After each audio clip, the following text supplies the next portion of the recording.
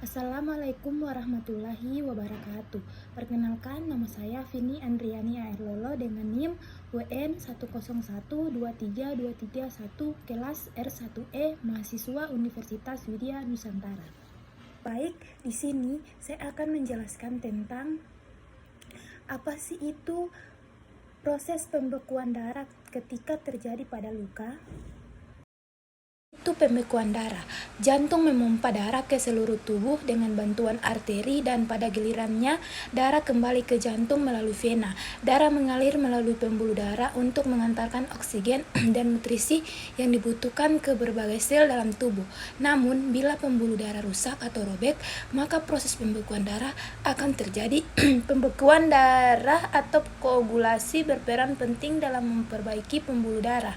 Dengan cara tersebut, tubuh bisa memperbaiki kerusakan untuk menghentikan peredaran darah yang terjadi.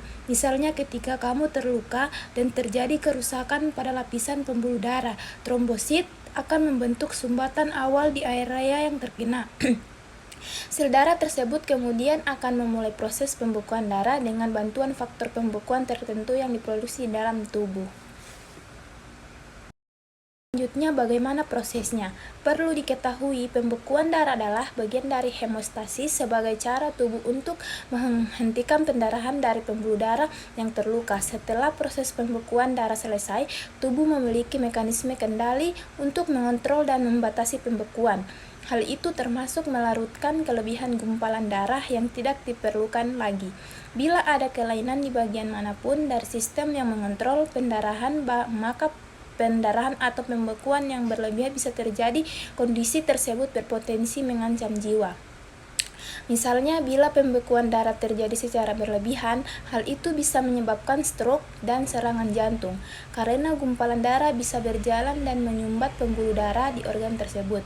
Sedangkan bila pembekuan darah tidak berjalan dengan baik, bahkan hanya sedikit cedera pada pembuluh darah saja bisa menyebabkan kehilangan darah yang parah. Hemostasis memiliki 3 proses utama, yaitu penyempitan pembuluh darah, aktivitas trombosit, dan aktivitas protein yang terdapat dalam darah atau faktor pembekuan. Selanjutnya ada berikut ini proses pembekuan darah. Yang pertama itu ada cedera. Fase pertama dari proses pembekuan darah adalah ketika cedera terjadi atau ketika pembuluh darah rusak. Cedera ini bisa berupa robekan kecil pada dinding pembuluh darah yang menyebabkan pendarahan. Yang kedua itu ada penyempitan pembuluh darah. Tubuh kemudian akan mempersempit pembuluh darah untuk mengontrol kehilangan darah. Hal ini akan membatasi aliran darah ke darah yang terkena. Selanjutnya ketiga ada sumbatan trombosit, yaitu sebagai respon terhadap cedera yang terjadi, tubuh mengaktifkan trombosit. Pada saat yang sama, sinyal kimia dilepaskan dari kantong kecil di trombosit untuk memanggil sel lain ke arah yang terluka tersebut. Kemudian, mereka akan membuat sumbatan trombosit dengan membentuk gumpalan bersama-sama. Protein yang disebut faktor von Willebrand atau VMF membantu trombosit untuk saling menempel. Yang keempat, gumpalan fibrin.